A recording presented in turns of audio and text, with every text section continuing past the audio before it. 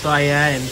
So, ngayon po, papakita natin yung calibration natin ng full stainless digital hog scale namin bago po natin i-deliver. So, testing po na natin. So, yung gagamitin po namin is 25 kilo na test weight. All sides po. Sige. 25 muna.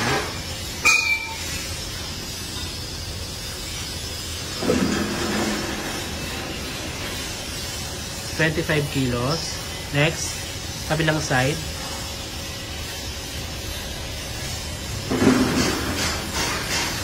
$50 kilos.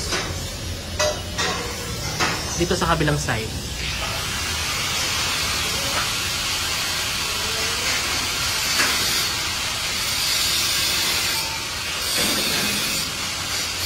$75 kilos.